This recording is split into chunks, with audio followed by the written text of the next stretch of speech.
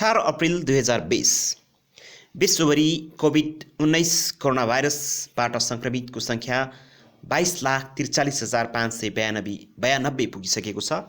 त्यसैगरी रिकभर अथवा निको हुनेको सङ्ख्या 5,69,506 पुगेको छ।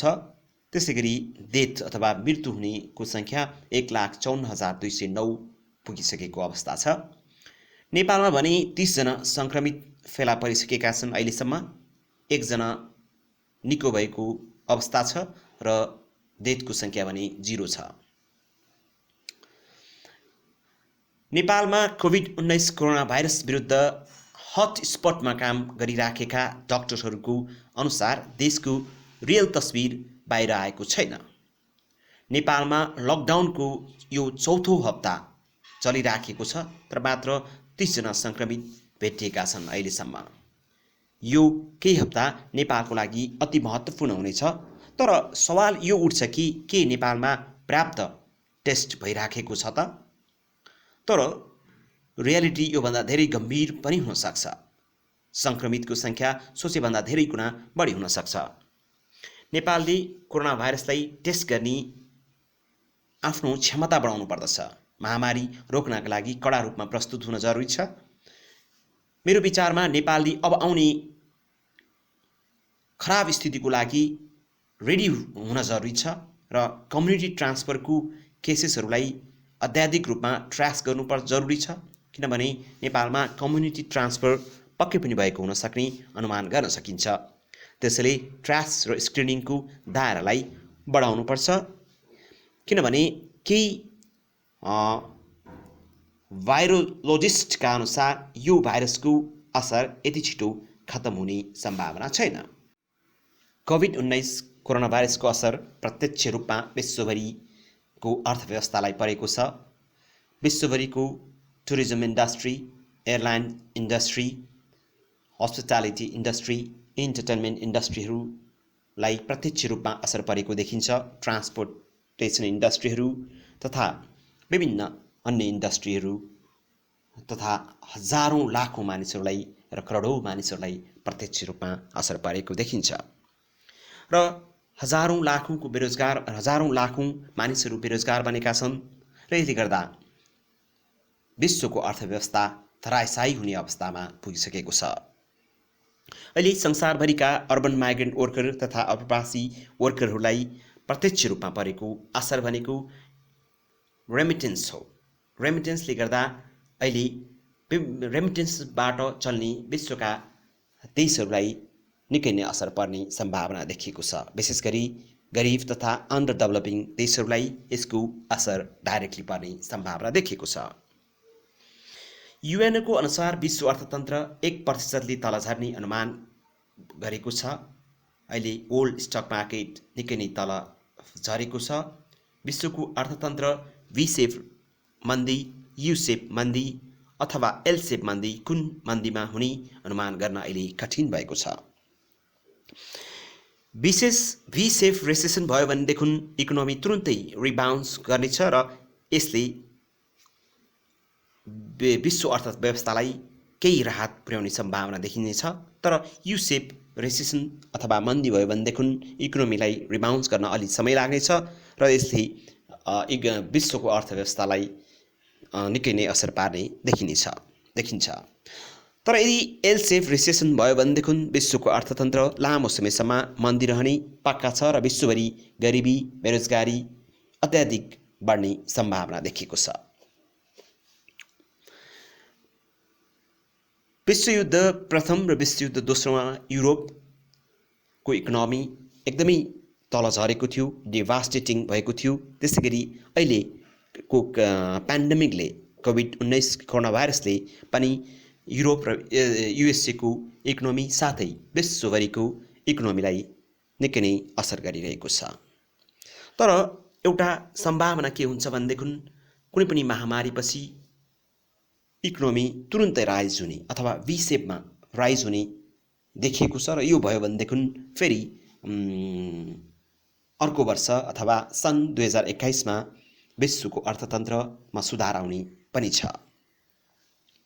त्यसैगरी पोस्ट वर्ल्ड वार सेकेन्डलाई गोल्डन एज अफ क्यापिटलिजम भनिन्थ्यो भने अब सायद कोभिड-19 पछि विश्वलाई गोल्डन एज अफ सोसलिजम भनिन्छ होला। विश्वभरि अहिले इकोनोमीलाई ट्र्याकमा ल्याउनको लागि विभिन्न आर्थिक प्याकेजहरू घोषणा गरिएको छन्। त्यसैगरी $5 trillion is committed by leader of G20 economies to help the households and businesses. अब ब्याङ्किङ क्राइसिसहरू भएको छ, त्यसले गर्दा ब्याङ्कहरू निकै नै प्रभावित भएका छन्। एजियन इकोनोमी पनि एकदमै डिभास्टेटिङ भएको छ। अहिले म्यानुफ्याक्चरिङ इन्डस्ट्रीहरू, टुरिज्म इन्डस्ट्रीहरू निकै नै धराशायी भएका छन्। त्यसैगरी एसियामा China, Singapore, Hong Kong, Japan, south Korea र इन्डियाको इकोनोमीलाई निकै नै कडा धक्का लाग्ने सम्भावना देखिएको छ। एसियाका अर्बन लेबरहरूलाई अत्याधिक असर परेको छ। भारत, बांग्लादेश, नेपाल जस्ता देशहरूका सहरहरूमा रहेका मजदुरहरूको स्थिति अहिले नाजुक बनेको छ। मानिसहरूले सयौं र हजारौं किलोमिटर हिँडेर आफ्नो घर लागिरहेका छन् अथवा आफ्नो गन्तव्यतिर लागिरहेको अवस्था छ। आइएमएफको अनुसार एसियाको अर्थव्यवस्थाको स्थिति नाजुक हुनेछ। एसियामा सर्भिस सेन्टरहरू बढी प्रभावित हुनेछन् र 0% ग्रोथ हुने अनुमान आइएमएफले गरेको छ। वर्ल्ड ब्याङ्कले पनि केही दिन पहिला भारत, श्रीलङ्का, नेपाल, बांग्लादेशमा आर्थिक विकास दर स्पिडमा डाउनफल हुनेछ भनेको छ र पाकिस्तान, अफगानिस्तान र मालदिभ्समा स्थिति झन विकराल हुने अनुमान गरेको छ। आइएमएफले भनेको छ यदि महामारीलाई कन्ट्रोल गरियो भनेदेखि साल 2021मा फेरि केही अर्थव्यवस्थालाई सुधार उन्मुख ल्याउन सकिन्छ।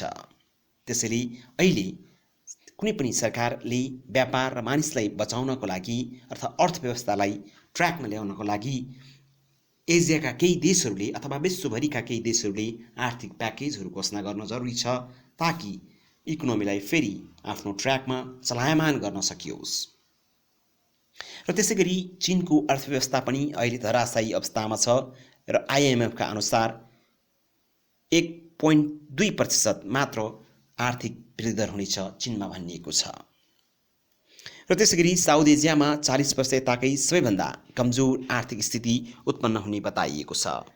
दक्षिण एसियाली देशहरूले ठूलो आर्थिक क्षति बेहोर्नु पर्ने अर्थविदहरूको आकलन छ। यो प्यान्डेमिकले केही सकारात्मक भाइबहरू पनि सिर्जना गरेको देखिन्छ। फ्याक्ट्रीहरू, इन्डस्ट्रीहरू सटडाउन भएका छन्। त्यसैले एयर एकदम क्लिन भएको छ संसारभरिको। त्यसले गर्दा मानिसहरूको जीवनलाई सुरक्षित बनाएको छ। एयर पल्युसनले हुने बिरामी अथवा रोगहरू उत्पन्न हुन्थे, ती रोगहरूलाई कन्ट्रोल गरेको छ। त्यसैगरी वाइल्ड लाइफ, जनावरहरू तथा पशुपन्छीहरूलाई यसले यो सफा वातावरणले आनन्द मिलेको अनुभूति गर्न सकिन्छ। लकडाउनले गर्दा अथवा रोड एक्सिडेन्टहरूको अत्याधिक कमी भएको छ अहिले संसारभरि। त्यसैगरी नेपालको अर्थतन्त्र पनि निकै नै प्रभावित हुने देखिएको छ। नेपालको अर्थतन्त्र यद्यपि फर्मल नभए पनि इन्फर्मल अर्थतन्त्र भए पनि नेपालको अर्थतन्त्र विशेषतः रेमिटेन्समा चलिरहेको थियो र त्यसले गर्दा नेपालको अर्थतन्त्रलाई केही बुस्ट गरेको स्थिति थियो। तर अहिले अब रेमिटेन्स एकदमै जिरो अवस्थामा गिर्ने अथवा जिरो अवस्थामा आउने सम्भावना देखिएको छ र त्यसले गर्दा नेपालको अर्थव्यवस्थालाई निकै नै धक्का पुग्ने देखिएको छ।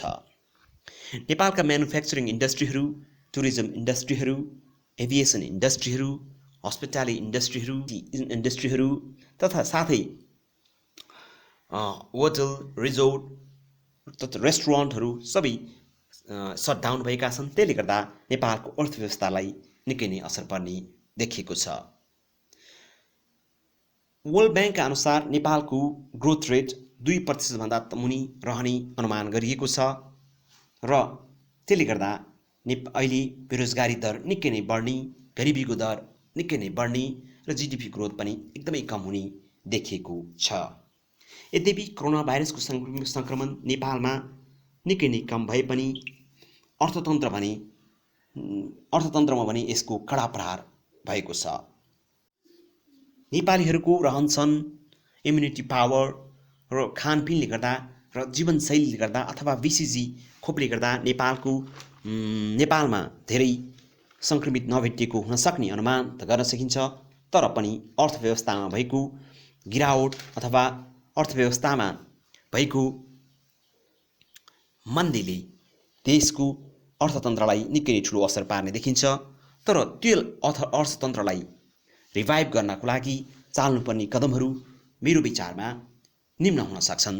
जस्तै नो इन्ट्रेस्ट लोनको व्यवस्था गर्न सकिन्छ। साना व्यवसायी तथा मझौला व्यवसायीहरूलाई नो इन्ट्रेस्ट लोनको उपलब्धता गर्न सकिन्छ केही समयको लागि। त्यसैगरी reduction on taxation, VAT, TDS पेमेन्टमा ट्याक्सहरू केही घटाउन सकिन्छ ताकि अर्थव्यवस्थालाई ट्र्याकमा ल्याउन सकियोस्। फ्री इलेक्ट्रिसिटी साना तथा मझौला म्यानुफ्याक्चरिङ बिजनेसहरूलाई उपलब्ध गराउन सकिन्छ। हाम्रो जस्तो देश रेमिटेन्स तथा इम्पोर्टमा आधारित अर्थतन्त्रमा निर्भर नेपालको इकोनोमी अब नेपाल सरकारले एक्सपोर्ट तथा उत्पादनमुखी अर्थव्यवस्थालाई प्राथमिकता दिनु जरुरी छ। अब इम्पोर्ट होइन, एक्सपोर्टलाई नेपालले प्राथमिकता दिनुपर्छ ताकि हामीले हाम्रा सामानहरू विश्व बजारमा बिक्री गर्न सकौँ। नेपाल सरकारले नेपालको लागि, नेपालको अर्थव्यवस्था ट्र्याकमा ल्याउनको लागि कम्तीमा 1 देखि 1.5 खरबको आर्थिक प्याकेजको घोषणा गर्न जरुरी छ।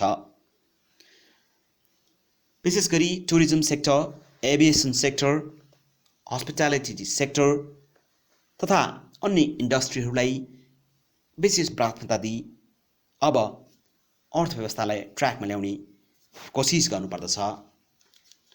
साना तथा मिडियम इन्टरप्राइजेसहरूलाई आर्थिक प्याकेज घोषणा गर्नुपर्दछ। मजदुर वर्गहरूलाई पहिचान गरी आर्थिक राहत बाँड्नुपर्छ ताकि त्यसले गर्दा इकोनोमी चलायमान हुन सकोस्, फेरि इकोनोमी मोबिल हुन सकोस् र अर्थव्यवस्थालाई केही राहत पुगोस्। अर्बन माइग्रेन्ट्स वर्कर्सहरूलाई डाइरेक्ट क्यास दिने, फुड सेल्टरको व्यवस्था गर्ने र स्थानीय निकाय तथा प्रदेश अथवा केन्द्रले समन्वय गरी यस्तो समस्याहरूलाई समाधान गर्नु जरुरी छ। अब नेपालले विशेषतः फार्मास्युटिकल बिजनेसलाई प्राथमिकता दिनुपर्दछ। नेपालका जडीबुटीहरूलाई सङ्कलन गरी, पहिचान गरी, प्रशोधन गरी र औषधि उत्पादन गरी विदेशमा निर्यात गर्ने, विदेशमा एक्सपोर्ट गर्ने व्यवस्था ल्याउनु पर्दछ। फार्मास्युटिकल रिसर्च सेन्टरहरू स्थापना गर्नुपर्दछ। यो सम्भावना कर्णाली प्रदेशमा देखिएको छ ताकि त्यहाँका हिमाली जडीबुटीहरूलाई प्रशोधन गरी, औषधि उत्पादन गरी देशमै आत्मनिर्भर तथा विदेशमा एक्सपोर्ट गर्न सकियोस्। कृषि क्षेत्रमा आमूल परिवर्तन गरी तथा आधुनिकीकरण गरी सब्सिडिज दिएर होइन कि डाइरेक्ट बेनिफिट टु फार्मर्स, किसानहरूलाई प्रत्यक्ष बेनिफिट हुने किसिमका योजनाहरू ल्याउनु पर्दछ र गुड सप्लाई चेनलाई व्यवस्थित गर्नुपर्दछ ताकि बिचौलियाहरूले त्यसमा फाइदा लिन नसकुन् र सिधै किसानहरूलाई प्रत्यक्ष रूपमा फाइदा हुन सकोस्। त्यसैगरी एउटा आशाको कुरा के पनि छ भनेदेखि हरेक पेन्डेमिकले, हरेक महामारीले मानिसहरूलाई जीवन जिउने तरिका सिकाउँछ, वातावरणको महत्त्व सिकाउँछ र यसले हरेक पेन्डेमिक पछि विश्वभरिको इकोनोमी एकदमै छिटै बुम भएको, फास्ट रिभाइभ भएको इतिहास छ। त्यसैले नेपाल तथा विश्वको यो अर्थतन्त्रलाई तुरुन्तै रिबाउन्स गर्नको लागि विशेष कदमहरू पहल गर्नुपर्दछ ताकि फेरि धराशायी भएको अर्थव्यवस्था रिकभर होस्। त्यसैले नेपालले अब नवनिर्माणको लागि, नयाँ टेक्नोलोजी विकासको लागि र नयाँ इकोनोमीको अर्थव्यवस्थालाई अगाडि बढाउनको लागि निकै पहलहरू, निकै योजनाहरू बनाउन जरुरी छ। टेक्नोलोजीको माध्यमबाट विकास गर्न जरुरी छ। सरकारले अनावश्यक एक्सपेन्डिचरहरूलाई, अनावश्यक कन्जम्सनहरूलाई र हटाई अनावश्यक कर्मचारी तथा अनवान्टेड तथा लसमा गएका संस्थान तथा समितिहरूलाई डिजल्भ गर्नुपर्दछ। अनि मात्र नेपालको अर्थतन्त्र सही मानेमा ट्र्याकमा आउने सम्भावना हुनेछ।